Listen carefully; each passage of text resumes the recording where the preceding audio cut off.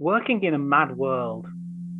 We seem to be living in a mad world right now, and I'm concerned this angst will carry into our cubicles, find its way onto the workbench and blow into the boardrooms.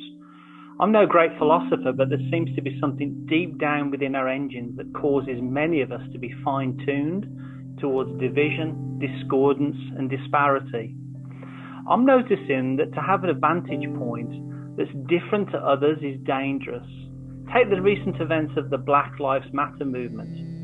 If you don't agree with the narrative that there's systematic racism within the police force, you'll soon be ostracized by the outraged.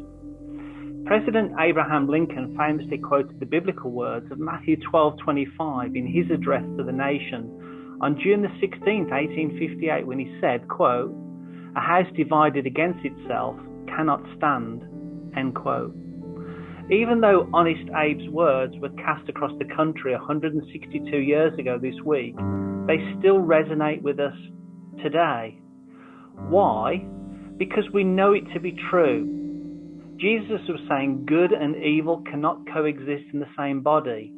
Lincoln was saying if the country continued to be divided on slavery, it would have likely ruined this great experiment called the United States of America. The same is true for families, neighbours and co-workers. Narratives, if not true for all, will likely cause division. Case in point, I have two neighbours, one I've known as an ex-work colleague from nearly 20 years ago, and another I've known for about 12 years based on our common pastime that we share. I'm also virtual friends with both of them in that sticky realm called Facebook.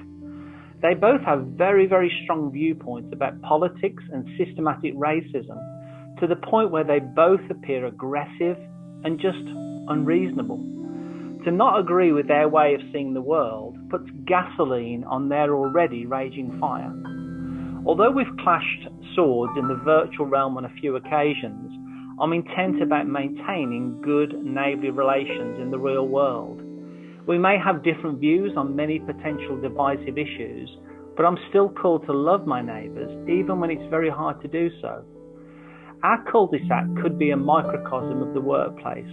Just as we as neighbours have to live together in close proximity, people at work have to produce, serve and sell products and services in close proximity. Our work must have a higher purpose vertically than anything going on between us horizontally. With people being people, there's always been disagreements in the workplace about situations outside of the workplace, or at least out of control of those in the workplace. Maybe I'm looking through rose-tinted glasses, but the bantering always seemed to be jovial. Favourite sports teams, preferred TV shows and musical likes and dislikes, etc. Yet now, there seems to be a darkness to the division between us as people. Politics has become so venomous, everyone is blaming everyone else for the ills of a fallen world. I've never sensed so much division between people, and I remain cautiously concerned about how this may even divide departments when we do return to work. I'm a believer that light always shines brighter against the darkest backdrop. I'm a believer that good will eventually win over evil.